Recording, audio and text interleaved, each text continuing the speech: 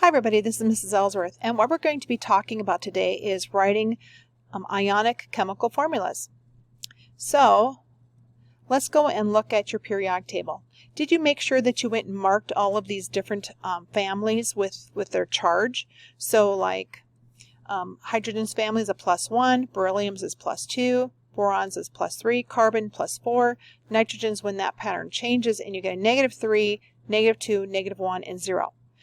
We've already talked about several of these different anions and cations, but I wanted to remind you that when we look up the cations for this, we would look up barium, and we would see barium here, and we'd mark it as a +2 for its charge.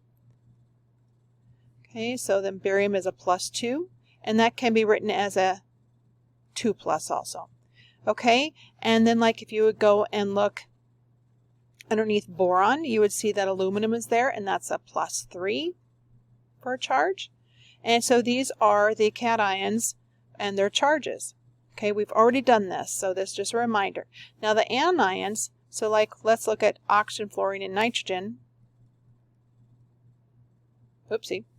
Okay, oxygen is a -2, fluorine is a -1, and nitrogen would be a -3. So double check that and make sure that we're on the same idea here. So this is -2, negative, and don't forget we don't write ones in chemistry, and this would be a -3. Okay, so let's go and take this information.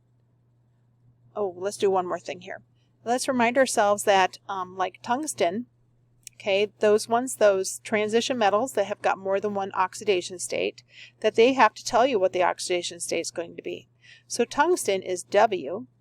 It is number 74 in the periodic table, but right here, this tells you what its charge is, because it has several different options for it, and 3 is the one that this one is talking about.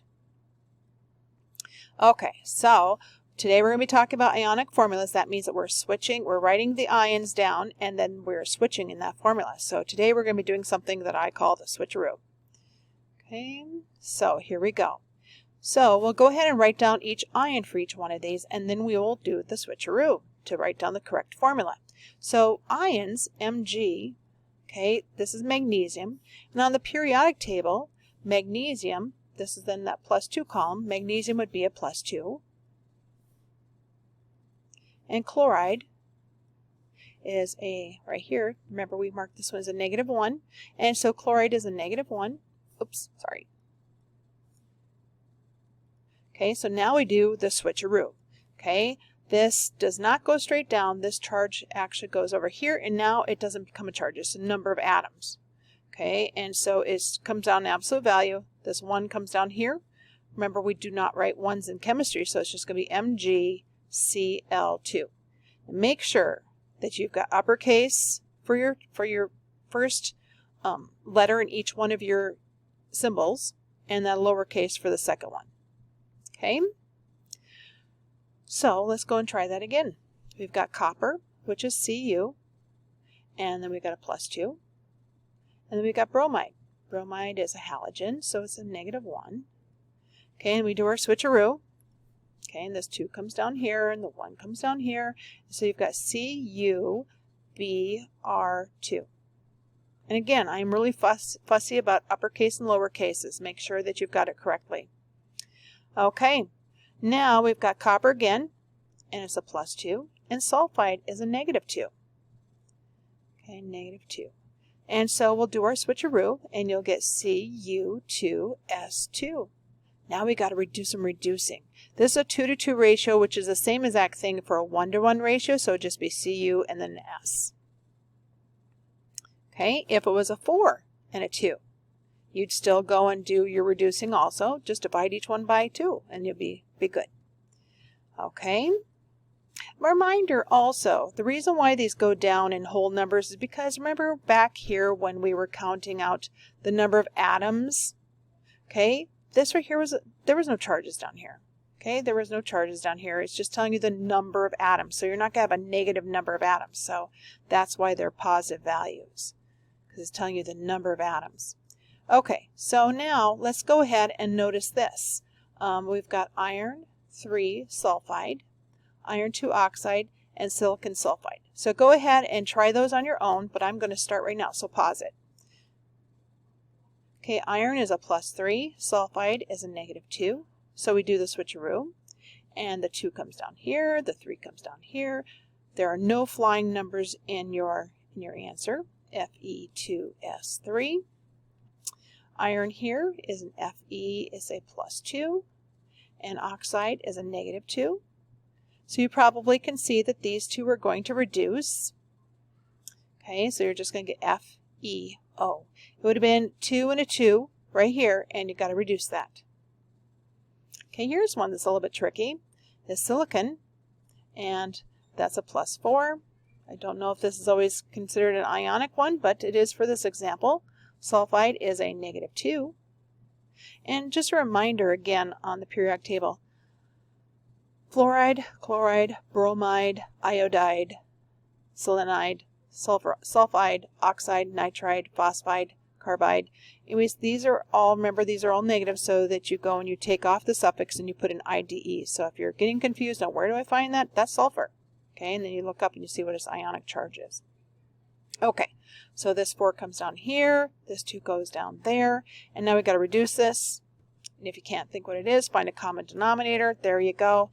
And so now it's Si1. We don't write ones, and then S2. Okay. Okay. Now this are some of the answers to the worksheet where we're going to check our work. Okay. And so you can check those and come back to that. But I'm going to keep on going here to polyatomic ions. We have a polyatomic ion chart now. And on this polyatomic ion chart, I recommend that you also write down your Roman numerals.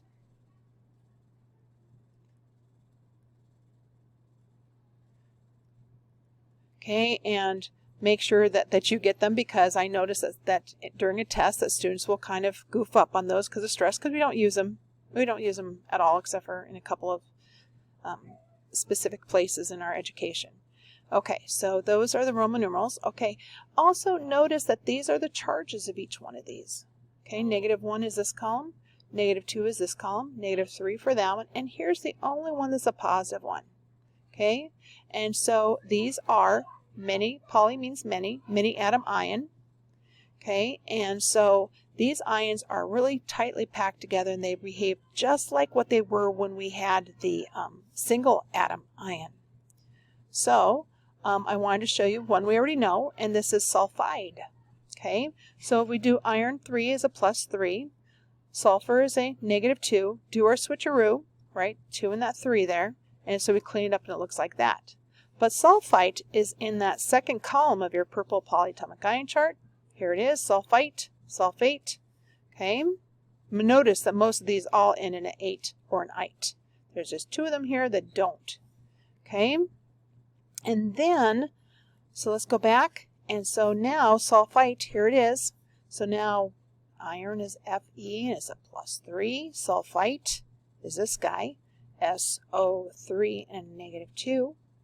Okay, so this 2 comes down here, the 3 comes down here. Oh wow, it looks like we've got 33 oxygens. Well, this is where that case happened where we'd have parentheses around an ion, and so you had to go and remember we had to count all the number of atoms when it had parentheses, kind of like the distributive property. Anyway, so let's look at this. We've got Fe2, and then we've got SO3 in parentheses, and then there's another 3 there. These can't be reduced. There's a 2 and a 3, and they can't be reduced. And if you could ever do any reducing, like let's say that you had an ion that had like a C2O4 inside of there or something like that, and you had some even numbers, you still could never ever change what this ion looks like inside of here. It always stays like this, or it isn't sulfite. So it's always got to stay the way that it was originally. You don't do any adding numbers or anything like that, and you never reduce what's inside of here either. Okay, let's go and look at one more of these. Okay, we got iron again, +3. Sulfate is in that middle column of your purple polyatomic ion chart, and here it is. It is SO4, not the 3, 4 for sulfate. Okay, and then it's got a -2 charge. That -2 is going to go down here, and the +3 is going to come down here. So you can already tell that you're going to have some parentheses there, right? So this is going to be Fe2SO4 with a 3. There we go. Okay, so I want you to pause this and practice these 3 right here and then play it again. Okay, calcium is Ca is a +2, sulfate is SO4 and is a -2. So these two, this 2 and this 2, they're going to reduce. The 2 that come down are the ones that reduce. It's never this guy. So we'll go ahead and do that. So there's a 1 and a 1, right? So it's just CaSO4. Now the question is, how do you know when you have to have parentheses around here? Well, if I had parentheses around here, this would have a 1, okay, because these reduce to 1s. You never write the parentheses with just the 1. If it's a 2 or more, then yes, you write those parentheses. Okay, so molybdenum is Mo, and it is a +4.